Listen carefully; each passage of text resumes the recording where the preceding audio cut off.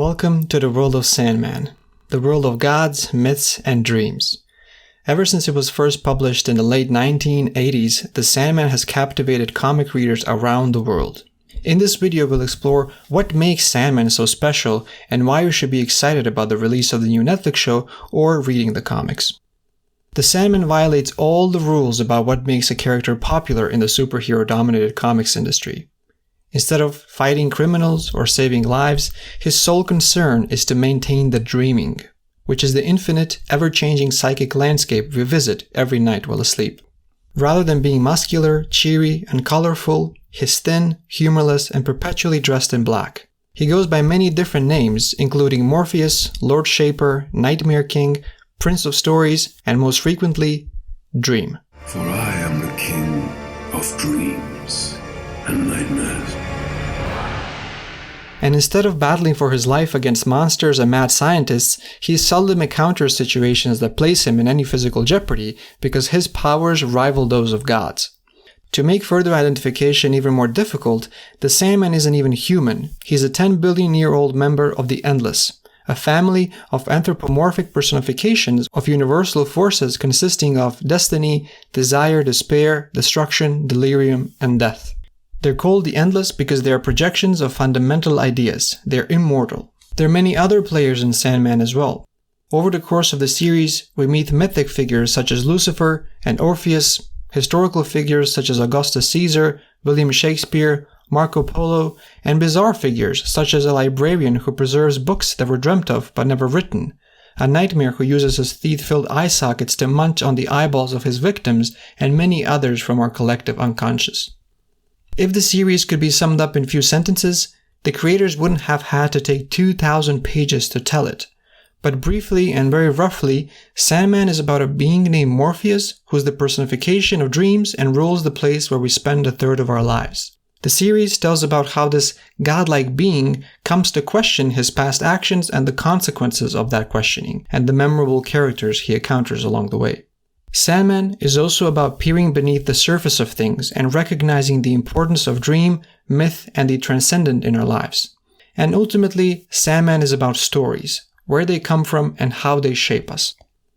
2,000 pages may seem like a lot of space to devote to one tale, but Sandman's primary story, which focuses on the title character, isn't told in a linear way, and more important, Neil Gaiman constructed his series to operate as a kind of a story machine.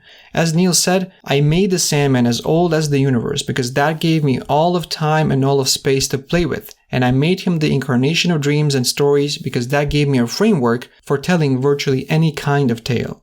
Gaiman took full advantage of that framework. The series includes such diverse tales as a 10,000-year-old African folk story about forbidden love, a day with Augustus Caesar that reveals the true reason Rome fell, a look at the role a singing head played in the French Revolution, and dozens of other bizarre events that are jumbled around, leaping back and forth in time and space. On one level, the various stories work as independent units. They had to as a practical matter because Sandman originally appeared in monthly 24-page comic installments, and new readers were coming into the series with every issue. On another level, the diverse stories can be seen as pieces of a vast jigsaw puzzle that help shape the series' primary tale about the Sandman himself. It's a safe bet that an entire library of books and comics inspired and went into Sandman. Gaiman is reluctant to name all the volumes he drew upon, but he's pointed to the writings of science fiction authors Roger Zelazny and Samuel R. Delany as being especially influential, and in the comics field, to the work of his friend and mentor Alan Moore. Alan Moore is arguably one of the finest comic writers in the history of the medium. Moore went on to virtually reinvent comics by infusing old, tired situations with a sharp, witty, and contemporary point of view. Moore's work was so remarkable that it inspired Gaiman, who had ignored comics for years, to start reading them again and eventually to write comics himself, employing a similar approach. Moore's influence didn't end there either. Gaiman is famous for writing very long comic scripts that carefully describe what happens in every panel. There's only one person in the industry who writes scripts that are even longer. Alan Moore's script for the 26-page first issue of his classic Watchmen comic ran over 100 pages. In the interview with Esquire Middle East, executive producer of the Sandman TV show, Alan Heinber confirmed Neil Gaiman handed these scripts over to the production team, which can only make us hopeful that the show will be faithfully adapted to the source material. As Moore once said himself, "If Neil got anything from me, I hope it was a respect for one's individual voice and an insistence on the right to bring that voice to whatever material you're handling." And that's the real star of Sandman. It isn't Dream or any of his supporting cast, it was Gaiman's playful, brilliant writing and imagery which weave an intricate analysis around the very subject of myth. Readers of Sandman are treated to stories that provide a journey you're unlikely to forget, and just enough is also left for you to fill in the silences with your own imagination. Sandman has garnered critical acclaim from some of the best writers in the world. As the best-selling novelist Peter Straub said, "When I started reading Sandman, the first thing that struck me was its maturity. Gaiman was telling this ambitious, complex story, and at the same time communicating very deep emotions and very interesting ideas. Some of his tales fall back in on themselves, others depart for completely foreign realms, and yet everything rhymes, everything connects towards a meaningful resolution. Sandman is one of the most intelligent and accomplished works of fantasy I've ever encountered." What makes Sandman so intriguing is that this compelling, readable saga is both wonderfully complex yet subtle, operating on multiple levels. As with any significant work of literature, there's a lot more to Sandman than what appears on the surface, and to unearth those extra layers requires effort. Why bother to make that effort? Well, one reason is simply curiosity.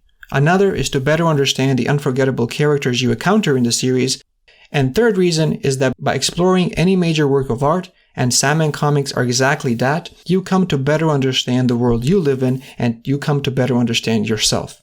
The more in touch you are with how a work of art electrifies your emotions and imagination, the more pleasure you're likely to derive from it. In order to fully delight in a work's beauty, you must read or watch actively, and you must have enough information to appreciate what the author is doing. And to help with the latter, this channel will include analysis of references and symbolism contained within the Sandman universe. We'll dive deeper into the origins of Sandman's primary characters, discuss the series' themes, identify critical recurring images, and provide lots of other breakdowns, giving you the keys you need to unlock this wonderful saga.